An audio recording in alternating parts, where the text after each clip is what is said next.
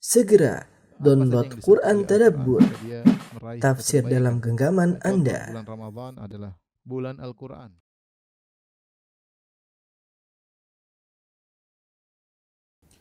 Bismillahirrahmanirrahim. Assalamualaikum warahmatullahi wabarakatuh. Alhamdulillahi ala ihsani wa syukru lahu ala taufiqihi wa amtinani wa asyhadu an la ilaha illallah wahdahu la syarika lahu ta'ziman li sya'nihi wa asyhadu anna Muhammadan abduhu wa rasuluhu da'ila ridwanih. Allahumma salli alaihi wa ala alihi wa ashabihi wa ikhwani. Para dokter yang dirahmati oleh Allah Subhanahu wa taala, kita lanjutkan bahasan kita dari Arba'in An-Nawawiyah pada hadis ke-29 tentang Abwaabul Khair, tentang pintu-pintu kebaikan yang mengantarkan kepada surga. Hadis ini diriwayatkan oleh sahabat Mu'adz bin Jabal radhiyallahu anhu. Saya bacakan terlebih dahulu sebelum saya jelaskan kandungan dari hadis ini. An Mu'adz bin Jabal radhiyallahu anhu, dari sahabat Mu'adz bin Jabal radhiyallahu anhu, beliau berkata, "Qultu ya Rasulullah." Aku berkata, "Wahai Rasulullah, akhbirni bi amalin yudkhilunil jannata wa yubaiduni minan nar." Ya Rasulullah, tunjukkanlah kepadaku suatu amalan yang memasukkan aku dalam surga dan menjauhkan aku dari neraka. Qala laqad sa'alta an 'azimin. Sungguh engkau telah bertanya, kata Nabi sallallahu alaihi wasallam, engkau telah bertanya tentang perkara yang besar. Wa innahu la yasirun 'ala man yasarahu Allah taala alaih. Tetapi perkara itu mudah bagi orang yang dimudahkan oleh Allah Subhanahu wa taala. Ta'budullaha la tusyriku bihi syai'a. Ya, kalau ingin masuk surga dijauhi dari neraka, perhatikan amalan-amalan berikut. Ta'budullaha la tusyriku bihi syai'a. Beribadah kepada Allah dan tidak berbuat syirik sama sekali. Wa tuqimus shalah, menegakkan salat, wa tu'tiz zakah, membayar zakat, wa tasumu Ramadan, puasa di bulan Ramadan, wa tahujjul bait, dan berhaji. Tsumma qala, kemudian Rasulullah SAW berkata, "Ala adulluka ala abwabil khair." Maukah aku tunjukkan kepada engkau atas pintu-pintu kebaikan? As-saumu junnatun, bahwasanya puasa adalah perisai. Wa shadaqatu tudfi'ul khati'ata kama yudfi'ul ma'un nara. Sungguhnya sedekah itu memadamkan dosa-dosa sebagaimana air memadamkan api. Wa salatul rajuli fi jawfil lail. Demikian juga salatnya seseorang di tengah malam juga memadamkan dosa-dosanya. Tsumma tala, kemudian Rasulullah SAW membacakan firman Allah, "Tatajafa junubuhum 'anil madaji'i yad'una rabbahum." Ya, ragaban, dalam surat As-Sajdah ya. Sampai firman Allah Subhanahu wa taala, ya'malun. Tsumma qala, kemudian Rasulullah sallallahu alaihi wasallam bersabda, "Ala ukhbiruka bi ra'sil amri wa amudihi wa dhirwati sanamihi." Maka aku kabarkan kepada engkau tentang kepala dari segala urusan dan juga tiang dari urusan ini, itu Islam, wa dhirwati sanamihi, dan puncak dari Islam. Qultu bala ya Rasulullah, tentu ya Rasulullah. Apakah itu? Qala ra'sul amri al-Islam. Pokok dari urusan ini adalah Islam. Wa amuduhu as-salat, dan tiang dari urusan ini adalah salat. Wa dhirwatu sanamihi al-jihad, dan puncak daripada perkara ini adalah jihad. Tsumma qala, kemudian Rasulullah SAW berkata, "Ala ukhbiruka bimilaki dzalika kullih." Maukah aku kabarkan kepada engkau yang pemegang segala perkara ini? Qultu bala ya Rasulullah. Aku berkata, kata Mu'adz, tentu ya Rasulullah. Fa akhadha bi lisanihi, kemudian Rasulullah SAW memegang lisannya, wa qala kuffa 'alaika hadha. Rasulullah SAW mengatakan, tahan lisanmu ini. Tahan ini, itu tahan lisan. Qultu ya Nabiyullah wa inna la mu'akhaduna bima natakallamu bih. Aku berkata, wahai Nabiullah, wahai Rasulullah, apakah kita akan disiksa akibat perkataan kita yang kita bicarakan? Faqala, Rasulullah berkata, sakilatka ummuka ya Mu'adz. Ibumu kehilanganmu wahai Mu'adz. Wa hal yakubun nasa fin nari ala wujuhihim. Bukankah yang menjerumuskan manusia di neraka di atas wajah-wajah mereka? Au qal ala manakhirihim, di atas hidung-hidung mereka, illa hasaidu alsinatihim, tidak lain kecuali karena hasil dari lisan-lisan mereka. Hadis riwayat Tirmizi, dan dia berkata haditsun hasanun sahih, hadis yang hasan yang sahih. Ini hadis menjelaskan tentang amalan-amalan kebajikan yang banyak yang mengantarkan seorang menuju surga dan menjauhkannya dari neraka jahanam. Hadis ini dibuka dari pertanyaan Mu'adz bin Jabal, ya Rasulullah, akhbirni, kabarkanlah kepadaku tentang bi'amalin, suatu amalan yang masukkan aku ke dalam surga dan menjauhkan aku dari neraka jahanam. Maksudnya amalan yang merupakan sebab ya masuk surga dan menjauhkan dari neraka jahanam. Karena kita tahu seorang tidak bisa masuk surga dengan amalannya, tetapi sebagai bayaran tidak bisa. Rasulullah SAW mengatakan, lan yadkhula ahadukumul jannata bi amalihi. Tidak seorang pun akan masuk surga dengan amalnya, dengan amalannya sebagai bayarannya. Para sahabat bertanya, wala anta ya Rasulullah, tidak juga anda wahai Rasulullah? Kata Rasulullah SAW, wala ana, aku pun tidak bisa masuk surga dengan menjadikan amalanku sebagai bayarannya. Illa ayataghammadani Allahu bi rahmatihi. Akan tapi aku masuk surga karena Allah meliputiku dengan rahmatnya. Sehingga hadis ini menunjukkan bahwasanya amal soleh tidak bisa dijadikan untuk bayaran masuk surga. Ya, karena kalau kita mau lihat amalan kita, sekuat apapun kita lakukan, sebesar apapun perjuangan kita, enggak ada bandingannya dengan nikmat surga yang sempurna dan abadi. Kita di dunia, kalau kita ingin mendapatkan kenikmatan, kita bekerja dengan keras, berusaha, ya, semaksimal mungkin. Itu pun kenikmatan yang kita dapati cuma sebentar, terkontaminasi, penuh dengan kekurangan, tidak sempurna. Ya. Padahal kita sudah bekerja keras, kerja dan setengah mati. Adapun amalan soleh, Rasulullah SAW mengatakan misalnya, raka'atul fajri khairun minad dunya wa fiha. 2 rakaat sebelum subuh lebih baik pada dunia dan seisinya. Apa bandingannya antara 2 rakaat yang kita kerjakan cuma sekitar mungkin 3 menit dibandingkan dengan balasannya ternyata lebih baik daripada dunia dan seisinya. Dari sini kita tahu bahwasanya amal soleh kita itu tidak bisa dijadikan bayaran untuk ganjaran surga, ya. Karena amal kita penuh kekurangan, penuh keterbatasan dan durasinya pun sebentar. Ya, kalaupun kita beramal tidak pernah berhenti pun, hidup kita paling cuma sampai 60 atau 70 tahun atau kurang dari itu, lebih daripada itu. Sementara pahala yang didapatkan sempurna dan abadi, sehingga secara logika pun kita tahu bahwasanya amal soleh kita ini enggak bisa dijadikan bayaran untuk masuk surga. Makanya ketika Rasulullah SAW mengatakan lan yadkhula ahadukumul jannata bi amalihi, tidak seorang pun bisa masuk surga dengan amalannya. Di situ namanya babul iwad. Babul iwad maksudnya pembayaran. Amal tidak bisa kita gunakan untuk bayar pahala surga karena enggak ada bandingannya. Tetapi seorang mau surga dengan rahmat Allah Subhanahu wa taala dan amal tersebut sebab, bukan sebagai bayaran tapi sebab. Ya, sebab. Makanya dalam ayat banyak Allah mengatakan udkhulul jannata bima kuntum ta'malun. Masuklah kalian ke surga dengan sebab amalan kalian, dengan sebab amalan kalian. Nah, seorang yang beramal soleh sebab mendatangkan rahmat Allah, dan rahmat Allah itulah yang menjadikan seorang mau surga. Ya, makanya mau surga harus dengan beramal saleh, ya. Bima aslaftum fil ayyamil khaliyah. Dalam ayat yang lain, masuklah kalian ke dalam surga, nikmatilah surga bima aslaftum fil ayyamil khaliyah, karena sebab amalan kalian ketika semasa di dunia. Jadi amal saleh merupakan sebab masuk surga, tapi dia bukan alat untuk membayar masuk surga. Karena tidak ada bandingannya amal soleh kita dengan surga kenikmatan yang penuh dengan kesempurnaan. Kita aja, Bapak, kita coba bayangkan, kita mau beli mobil aja. Mau kumpulin uang 400 juta, 500 juta. Kerja keras, setengah mati. Kita pakai mobil tersebut, perlu maintenance. Kemudian nanti ada saatnya kita jual lagi, ada saatnya rusak. Ya. Padahal untuk membeli mobil tersebut setengah mati. Ya. Nah, itu salat 2 rakaat, cuma 3 menit, lebih baik pada dunia dan seisinya. Makanya amal itu tidak bisa menjadi pembayar surga, tapi dia sebab untuk masuk surga. Setiap orang masuk surga dengan rahmat Allah Subhanahu wa taala. Oleh karenanya Ibnu Rajab Al-Hambali mengatakan, di antara rahmat Allah, Allah menjadikan amal sebab masuk surga. Padahal amal tersebut tidak pantas untuk bayar surga, tapi dia adalah sebab untuk meraih rahmat Allah, untuk masuk surga. Dan ini dipahami oleh para sahabat. Mereka tahu untuk masuk surga butuh amal. Kalau tidak beramal tidak masuk surga. Di surga bukan diperoleh dengan tamanni, dengan angan-angan, dengan menghayal. Tidak usah beramal bisa masuk surga, enggak. Ada sebab yang harus kamu lakukan. Ada sunnatullah yang berlaku, aturan yang baku yang berlaku. Masuk surga ada amalnya, masuk neraka ada amalnya. Tinggal pilih. Ya, wa hadainahu najdain. Kami tunjukkan kepadanya 2 jalan. Surga ada jalannya, neraka juga ada jalannya. Nah, mau ke surga ada sebab-sebabnya, di antaranya beramal saleh. Oleh karenanya Muadz bin Jabal radhiyallahu anhu bertanya kepada Nabi, amal apa yang memudahkan dia masuk surga? Karena dia tahu masuk surga harus dengan amal. Bukan dengan hanya sekedar yang penting hatinya baik, yang penting enggak amal itu enggak penting, yang penting hati baik, enggak. Harus ada amal.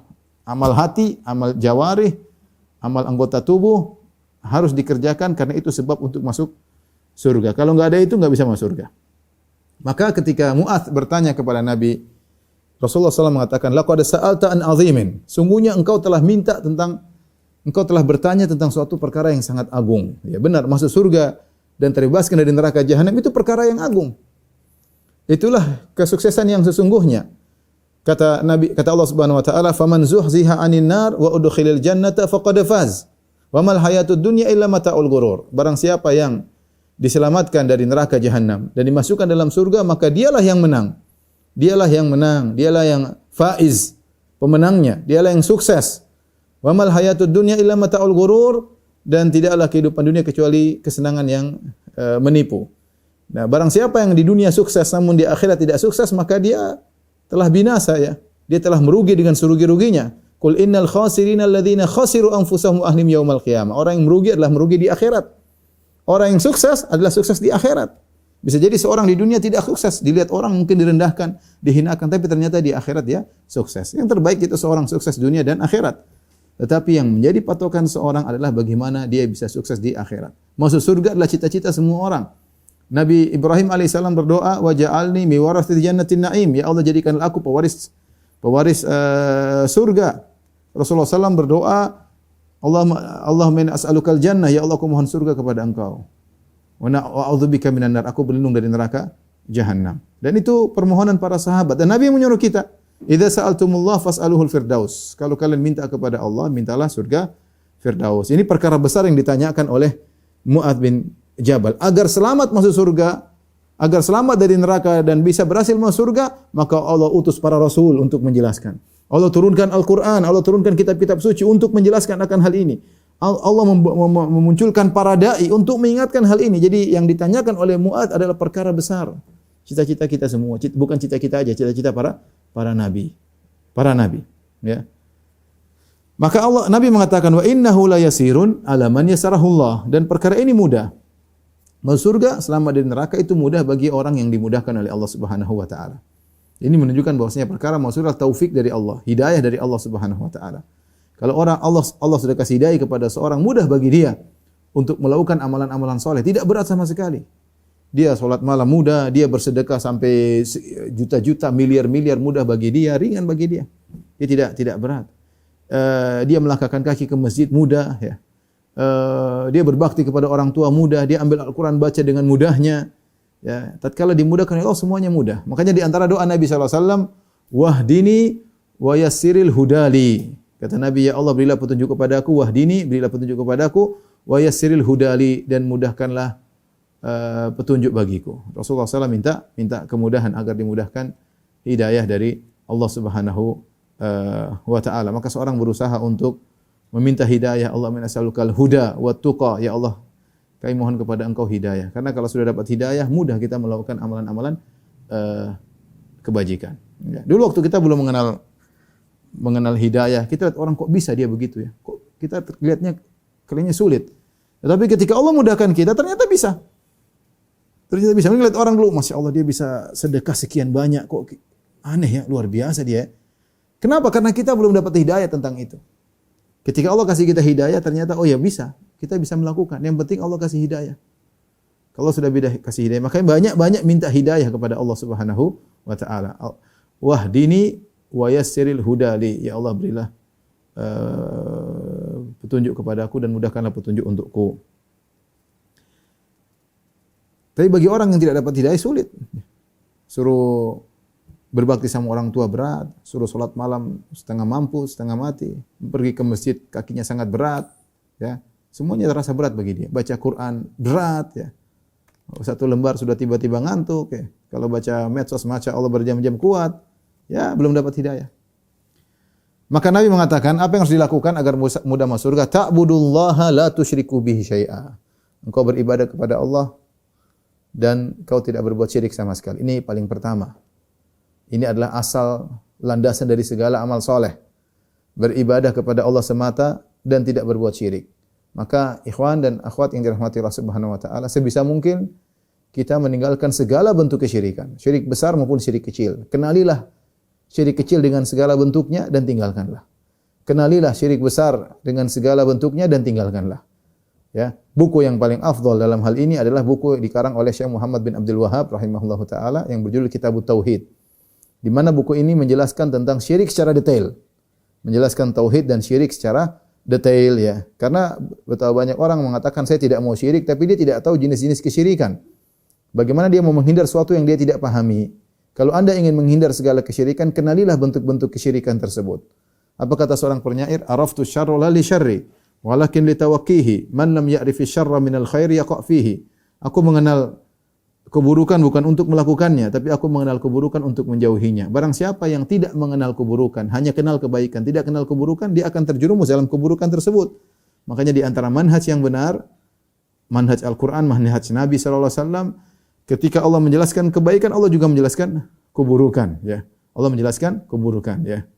Kadzalika nufassilul ayati walitastabina sabilul mujrimin. Kata Allah walitastabina sabilul mujrimin, agar jelas jalan orang-orang yang tersesat. Allah jelaskan agar kita tidak mengikutinya. Oleh karenanya, kalau ingin bisa beribadah kepada Allah tanpa berbuat syirik sama sekali, belajar apa itu tauhid, apa itu macam-macam kesyirikan dengan detail. Semakin detail kita semakin mudah menghindari kesyirikan dengan berbagai macam modelnya. Baik, setelah itu Nabi berkata wa tuqimus shalah, dirikanlah salat. Wa tu'tiz zakat, tunaikan zakat ya. Wa tasumu Ramadan, puasa di bulan Ramadan, wa tahujjul bait, dan berhaji. Nabi menyebutkan rukun Islam. Rukun Islam, syahadatain, salat, zakat, puasa, dan haji. Ini yang paling utama kalau orang ingin masuk surga, dia perbaiki bangunan 5 pondasi ini, disebut rukun Islam.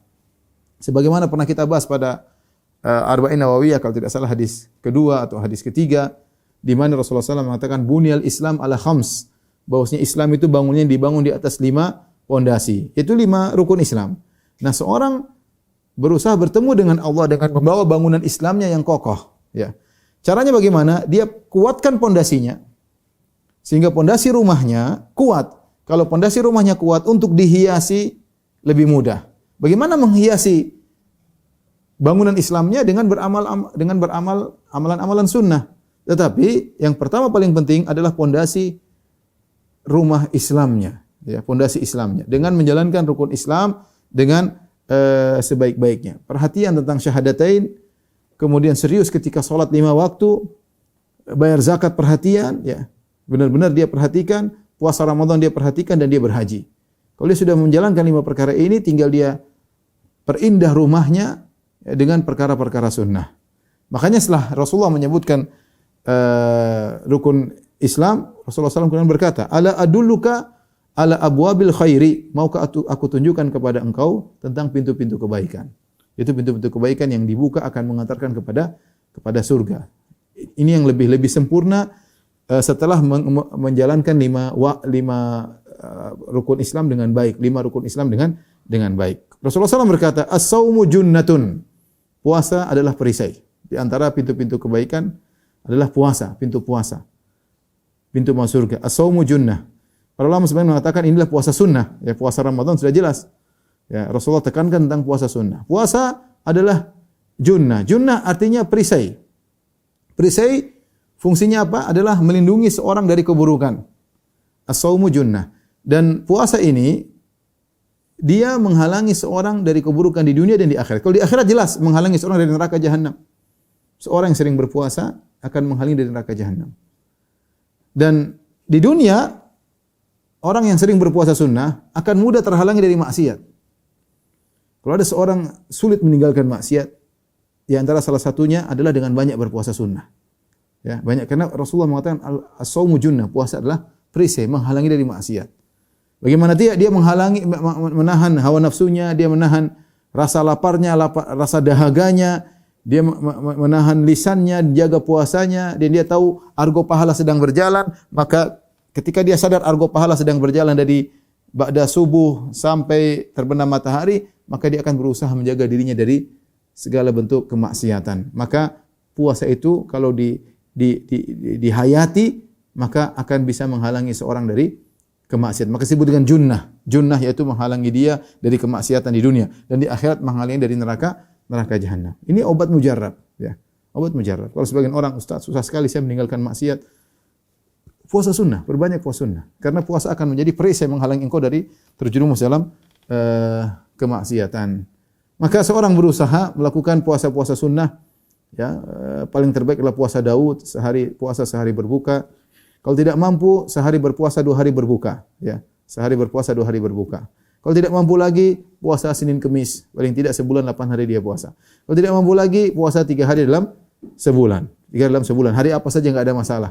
Yang terbaik adalah Ayyamul Bid, tanggal 13, 14, 15 Hijriyah. Kalau tidak mampu, hari apa saja enggak ada masalah. Yang penting dalam sebulan dia puasa 3 hari. Dengan demikian dia akan dianggap puasa dahar, ya, karena seorang yang berpuasa sehari dianggap puasa 10 hari, pahala berlipat ganda 10 kali lipat. Maka perhatian tentang puasa, karena puasa adalah junnah, perisai.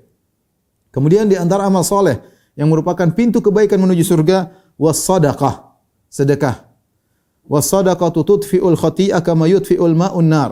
Sungguhnya sedekah itu akan memadamkan dosa-dosa sebagaimana api dipadamkan oleh air. Rasulullah mengibaratkan dosa adalah sesuatu yang panas, yang membakar. Dipadamkan dengan apa? Dengan air. Air tersebutlah sedekah. Ini menunjukkan bahwasanya salah satu sebab utama untuk menghalangi seorang dari neraka jahanam, bisa memadamkan api dosa-dosanya adalah sedekah. Sebab utama. Makanya ingat ketika Nabi SAW menasihati para ibu-ibu ketika sholat Id. Setelah Rasulullah SAW berkhutbah, Rasulullah SAW berjalan menuju kepada barisan wanita. Kemudian Rasulullah SAW mengatakan, Ya ma'syaran nisa tasaddaqna, fa inna kunna aktsara hatabi jahannam. Wahai para wanita, bersedekahlah kalian. Karena sungguhnya kalian banyak menghuni neraka jahanam. Ada yang bertanya, lima ya Rasulullah, kenapa ya Rasulullah? Kata Rasulullah SAW, li'anna kunna takfurnal ashir, karena kalian suka tidak berterima kasih kepada suami. Ini menyebabkan kalian mudah terjerumus dalam neraka. Nah, cara agar mereka tidak terjerumus dalam neraka, caranya dengan banyak bersedekah. Terutama ibu-ibu yang suka ngangkat suara di hadapan suami. Suka suara di hadapan suami, suka ngomel-ngomelin suami, lupa dengan kebaikan suami, ya. Maka di antara cara yang membuat ibu mudah selamat adalah dengan banyak bersedekah, ya. Bukan dengan habisin duit beli tas baru, HP baru, sepatu baru, ya. Tidak, banyak bersedekah. Maka ketika setelah Nabi menasihati para sahabiat, maka Bilal membentangkan kainnya, maka mereka melemparkan antingnya, gelangnya di hari tersebut. Karena ini paling mudah menyelamatkan orang dari neraka jahanam. Nabi mengatakan, shadaqatu tudfi'ul khati'ah.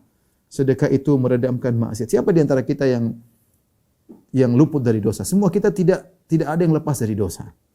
Maka di antaranya banyak sedekah. Sedekah. Dosa mata, dosa telinga, dosa lisan banyak. Sedekah. Dosa kepada suami, dosa kepada istri, dosa kepada anak-anak, dosa kepada orang tua. Banyak dengan bersedekah. Rasulullah mengatakan seperti air yang memadamkan api. Ya, kalau air ditumpahkan ke api, hilang api tersebut. Mati enggak? Mati. Mati. Api tersebut padam. Ya. Sama dosa-dosa kalau kita siram dengan sedekah, hilang. Hilang. Ini kata Nabi sallallahu alaihi wasallam. Kemudian di antara pintu kebaikan kata Nabi sallallahu alaihi wasallam, selain puasa sunnah, selain sedekah, ini sedekah sunnah bukan zakat. Zakat sudah tadi kita dibahas awal. Ini setelah kita bicara orang yang sudah mengerjakan rukun Islam. Syahadatain oke, salat sudah dikerjakan 5 waktu, zakat sudah dia bayar, puasa Ramadan sudah, haji, sekarang dia perhatian yang sunnah-sunnah, puasa sunnah. Kemudian sedekah sunnah, ya. Kemudian di antaranya adalah salatul rajuli fi jawfil lail, ya. Salatnya seorang di malam hari, salat malam.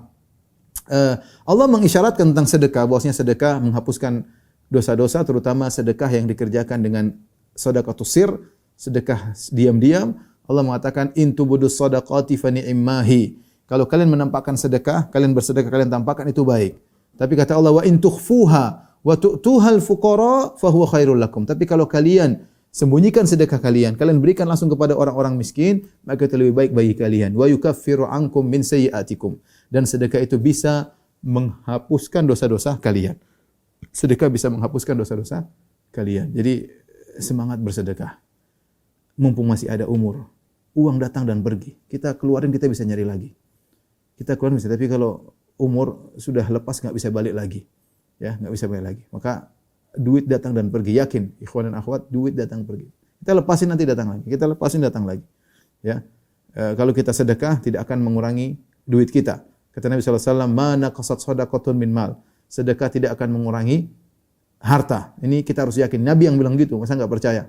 Kita percaya. Dalam hadis qudsi Allah mengatakan, "Ya bani Adam, anfiq alaik." Wahai anak Adam, berinfaklah, aku akan ganti Aku akan berinfak untukmu, ya. Jangan khawatir. Ini perlu keimanan dan perlu latihan. Perlu latihan. Rasa pelit itu harus dilawan dengan latihan bersedekah. Tapi di antara yang bisa menghapuskan dosa-dosa salat malam. Kata Nabi sallallahu alaihi wasallam, "Salatul rajuli fi jawfil lail." Salat seorang di malam hari, ya, di malam hari. Jawf maksudnya di penghujung di tengah malam. Ada yang mengatakan maksudnya lewat tengah malam yang kedua, ada yang mengatakan sepertiga malam yang terakhir. Kan dalam sebagian riwayat salatul rajul fi jawfil lailil akhir. Di dalamnya malam yang paling terakhir, yaitu sepertiga malam. Itu kira-kira kalau kita sekarang kira-kira mulai 1:30 sampai subuh. Itulah waktu nuzul ilahi. Allah Subhanahu wa taala turun ke langit dunia mencari hamba-hambanya. Hal min da'in fa'utiya su'lah, adakah yang mohon akan aku kabulkan permohonannya? Berdoa akan aku kabulkan doanya. Hal min mustaghfirin fa'aghfirallah, adakah hambaku yang beristighfar aku akan ampuni dosa-dosanya? Saatnya kita cari muka ke depan Allah. Kalau kita terbiasa di dunia cari muka sama manusia, cari muka sama teman, cari muka sama pemimpin, sama bos, saatnya cari muka sama Allah, ya. Lawan itu rasa kantuk, berwudu, kemudian menghadap Rabbul Alamin, ya. Yang segala perkara di tangannya. Segala kekayaan, kemudahan di tangannya. Minta kepada Rabbul Alamin. Kata Rasulullah SAW, "Sallu bil lail wan nasu niyam." Salatlah kalian di malam hari tatkala orang sedang tidur. Cari muka di hadapan Allah Subhanahu wa taala. Salatul rajuli fi jawfil lail. Salat di malam yang di penghujung, di tengah-tengah malam. Oleh karenanya salat malam adalah salat sunnah yang terbaik. Dalam hadis afdalu salati ba'dal maktubah qiyamul lail. Salat sunnah yang terbaik setelah salat fardu adalah qiyamul lail, adalah salat malam. Itu salat yang terbaik, ya. Salat yang terbaik lebih daripada salat-salat sunnah yang lainnya. Yang terbaik adalah salat malam. Rasulullah SAW juga pernah bersabda, "Alaikum bi qiyamil lail fa innahu da'bus salihin min qablikum." Hendaknya kalian salat malam. Salat malam adalah kebiasaan orang-orang soleh di antara kalian. Kalau Anda ingin dimasukkan dalam rombongan orang-orang soleh, salat malam. Kalau Anda merasa soleh, tetapi Anda tidak salat malam, perasaannya dipertanyakan, ya. Perasaannya dipertanyakan. Nabi yang mengatakan, "Alaikum bi qiyamil lail," hendaknya kalian salat malam. Fa innahu da'bus salihina qablakum. Sungguhnya itu kebiasaan orang soleh sebelum kalian. Kemudian kata Rasulullah SAW, fa huwa qurbatun lakum ila rabbikum. Salat malam mendekatkan kalian kepada Rabb kalian. Ya. Kemudian mukaffiratun lisayyi'at, dan salat malam menghapuskan dosa-dosa. Wa manhatun 'anil itsm, dan salat malam menghalangi dari dosa, Jadi berusaha punya waktu untuk kita bangun salat malam. Kemudian Nabi SAW membacakan firman Allah, "Tatajafa junubuhum anil madaji'i yad'una rabbahum khaufan wa tama'an wa mimma razaqnahum yunfiqun. Fala ta'lamu nafsun ma ukhfiya lahum min qurrati a'yun jazaa'an bima kanu ya'malun." Yang artinya mereka orang beriman, lambung mereka jauh dari tempat tidur. Yad'una rabbahum, mereka berdoa kepada Allah Subhanahu wa taala khaufan wa tama'a, dalam kondisi takut, dalam kondisi berharap. Kalau mereka berdoa ingat neraka, mereka takut. Kalau mereka ingat surga, mereka berharap. Wa mimma razaqnahum yunfiqun, dan mereka di siang hari mereka berinfak di jalan Allah Subhanahu wa taala. Fala ta'lamu nafsun ma ukhfiya lahum, sungguhnya satu jiwa pun tidak tahu pahala yang Allah sembunyikan untuk mereka di akhirat kelak. Min qurrati ayun, tapi pahala tersebut akan menyenangkan hati mereka.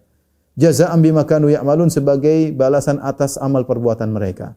Kata sebagian ulama, ini adalah al-jaza' min jinsil amal, balasan sesuai dengan perbuatan. Sebagaimana seorang di malam hari salat malam, dia sembunyikan, tidak ada yang tahu. Dia tidak share di statusnya lagi salat malam, atau dia tidak share, alhamdulillah tadi malam saya salat malam, enggak ada yang tahu. Dia salat malam sendiri, enggak ada yang tahu. Dia sembunyikan amal dia daripada manusia, Allah akan berikan dia amalan yang Allah sembunyikan juga. Dan kalau sesembunyikan berarti amalan pahala luar biasa. Tapi Allah sudah bilang min qurrati a'yun, bahwasanya ganjaran yang Allah sembunyikan untuk dia karena dia menyembunyikan amal dari orang lain, ini ganjaran tersebut akan menyenangkan pandangannya, akan menyejukkan pandangannya, akan menyenangkan hatinya. Pahalanya sangat besar. Kemudian Nabi SAW melanjutkan setelah menyebutkan puasa sunnah, kemudian sedekah, kemudian salat malam, ya. Kemudian Rasulullah SAW berkata, Ala ukhbiruka bi ra'sil amri wa amudihi wa dhirwati sanabihi. Maukah aku kabarkan kepada engkau tentang 3 perkara wahai Muadz? Tentang kepala urusan ini, kemudian tentang tiangnya dan puncaknya. Qultu bala ya Rasulullah. Maka Muadz berkata, tentu ya Rasulullah. Apakah perkara tersebut? Kata Nabi sallallahu alaihi wasallam, ra'sul amri al-Islam. Kepala dari segala urusan Islam, itu jaga Islam. Ya. Ridho dengan Islam, bangga dengan Islam. Raditu billahi rabba wa bil islami dina. Aku ridho Allah sebagai Tuhanku dan Muhammad sebagai nabiku. Islam sebagai agamaku. Enggak malu-malu kita beragama Islam. Pede dengan Islam. Ya. Mulia dengan Islam. Yakin Islam agama yang terbaik. Ya, Islam adalah satu-satunya agama mengantar kepada surga. Ya, bukan cemen di hadapan agama yang lain. Bukan malu-malu mengatakan diri Islam sehingga harus menyamakan Islam dengan agama lain. Tidak. Penting adalah Islam bagaimana, ya. Ya, merasa mulia dengan apa? Dengan Islam. Syariat yang mulia, syariat yang komprehensif, mengatur segalanya. Detail, tidak ada syariat seperti Islam. Segala urusan sudah diatur dan semua hukumnya kalau diteliti semuanya terindah, terbaik. Hukum apapun antara suami dengan istri, antara majikan dengan anak buah, antara seorang dengan tetangganya, antara rakyat dengan pemimpin, antara pemimpin dengan rakyat, semua syariat mana yang detail seperti ini? Ya, detail antara seorang dengan hambanya, antara seorang dengan anaknya, ya, lengkap antara seorang dengan musuhnya. Bangga. Paling pertama jaga Islammu. Wala tamutunna illa wa antum muslimun. Ya, jangan kau meninggal kecuali dalam keadaan Islam. Jangan ragu-ragu dengan Islam. Di antara bentuk keraguan terhadap Islam, jangan-jangan agama lain sama dengan Islam. Jangan-jangan agama lain juga bisa mengantarkan kepada surga, bukan cuma Islam. Tidak, kita bilang hanya Islam. Inna dina indallahil Islam. Yang Allah ridho cuma apa? Islam. Wa may yabtaghi ghairal islami dinan fala yuqbal min. Siapa yang mencari agama selain Islam tidak akan diterima. Nabi SAW mengatakan, la yasma'u bi ahadun min hadhil ummah yahudiyyun wala nasraniyyun, thumma yamutu wa la yu'minu billadzi ursiltu bihi illa kana min ahlin nar. Tidak seorang pun dari umat ini mendengar tentang aku, Yahudi maupun Nasrani sudah dengar tentang aku. Dia tidak beriman, dia mati dalam kondisi tidak beriman kepada yang aku bawa kecuali penghuni neraka jahanam. Jaga Islam. Ra'sul amri al-Islam, segala urusan Islam. Wa amuduhu salat. Dan di antara hal untuk menjaga Islam adalah dengan salat, karena tiang daripada Islam adalah salat. Kita kalau ada kemah di tengah ada tiang. Kalau tiangnya kita lepas, kemahnya jatuh. Itu namanya amud, tiang. Sehingga para ulama khilaf bagaimana hukum orang meninggalkan salat, tidak mau salat. Maka ini maksudnya meninggalkan salat, dia yakin salat wajib cuma dia malas. Kalau meninggalkan salat, merasa salat tidak wajib lagi karena dia sudah sampai hakikat, maka ini kafir jelas. Sebenarnya orang saya tidak perlu salat lagi. Kenapa saya sudah mencapai derajat hakikat? Ini orang ini bukan orang Islam. Berarti dia ingin keluar dari agama Muhammad. Rasulullah SAW aja sampai pingsan-pingsan tanpa salat, kemudian dia mengatakan saya tidak perlu, saya sudah mencapai hakikat. Nah, Muhammad sampai hakikat enggak? Abu Bakar, Umar sampai hakikat enggak? Mereka sudah sampai hakikat dan mereka tetap salat. Kamu sampai hakikat tidak mau salat, atau kamu sampai hakikat Muhammad tidak sampai hakikat, bisa jadi. Ya. Rasulullah SAW, Abu Bakar, Umar, para sahabat, mereka sudah sampai di penghujung hakikat, benar-benar mengenal Allah Subhanahu Wa Taala, dan mereka tetap apa? Salat. Kalau orang meninggalkan salat karena merasa salat tidak wajib, maka ini kafir. Yang jadi khilaf di kalangan para ulama, bagaimana kalau dia meninggalkan salat, dia merasa salat wajib cuma dia malas? Maka ada perincian. Ada yang mengatakan tidak sampai kafir, dan ini mazhab Syafi'i misalnya, ya dosa besar tapi tidak sampai kafir. Dan mazhab Ahmad bin Hanbal bahwasanya kafir. Itu ada perincian lagi, meninggalkan sekali atau berapa kali baru kafir. Pendapat yang dirojikan oleh Syekh Utsaimin rahimahullahu taala, kalau seorang sudah tidak salat sama sekali, tidak salat 5 waktu, tidak salat Jumat, tidak salat Idul Fitri, tidak salat Idul Adha, maka ini kafir. Maka ini kafir, ya, karena hadis-hadis banyak menunjukkan akan hal tersebut. Al-ahdu alladzi bainana wa bainahumus salat faman taraka faqad kafar. Yang menjadi perjanjian antara kami dengan mereka adalah salat. Orang munafik maksudnya. Barang siapa yang meninggalkan salat maka telah kafir. Man tarakaha faqad kafar. Ya. Barang siapa meninggalkan salat maka telah kafir. Maksudnya meninggalkan salat secara mutlak, maka sungguh dia bukan orang Islam. Apalagi Nabi mengatakan amuduhu. Tiang agama adalah salat. Kalau tiang jatuh, agama jatuh. Wa dhirwatu sanamihil jihad, dan puncak daripada Islam adalah jihad. Sanam maksudnya punuk unta. Sanam adalah punuk unta. Dhirwah itu ujung daripada sanam. Ujung dari punuk unta. Maka Rasulullah mengibaratkan jihad dengan punuk unta. Punuk unta kan dari punggung yang paling tinggi adalah punuknya. Artinya apa? Jihadlah ibadah yang berat. Bagaimana seorang mengorbankan jiwa, raga dan hartanya. Seorang paling cinta dengan jiwanya. Seorang rela berkorban, bayar uang sebanyak-banyak, yang penting dia sehat. Kalau ada duit, dia operasi, bayar berapapun, yang penting dia sehat. Karena dia tahu nyawanya mahal. Tetapi kemudian dia jual nyawanya kepada Allah Subhanahu wa Ta'ala.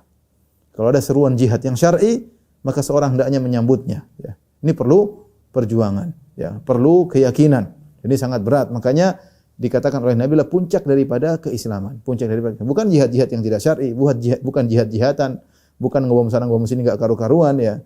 Hanya mencemarkan Islam, tidak, maksudnya jihad yang syar'i. Kalau jihad tersebut syar'i, benar-benar disyariatkan, maka ini adalah puncak daripada Islam, sehingga Nabi menyamakan seperti puncak daripada punuk onta. Setelah Rasulullah menyebutkan berbagai macam ibadah, ya, mulai dari awal tadi puasa, kemudian sedekah, kemudian salat malam, kemudian salat, ya, menjaga Islam, kemudian jihad. Rasulullah tutup dengan berkata, "Ala ukhbiruka bimilaki dzalika kulli?" Ya Muadz, maukah aku kabarkan kepada engkau tentang suatu perkara kunci dari semua ini? Ya, milak itu maksudnya ihkam bihi, yaitu dengan itu menjadi dia bisa kokoh menjalankannya. Apa yang buat engkau bisa kokoh mendapati itu semua? Kuncinya apa? Supaya kau bisa rukun Islam baik, kau bisa salat malam, bisa sedekah, bisa jihad, bisa semuanya. Apa kuncinya? Maukah kau aku kabarkan kepada engkau? Kata Muadz, "Bala ya Rasulullah, tentu kabarkanlah kepadaku." Fa akhadha bi lisan, Rasulullah pegang lisannya. Ya.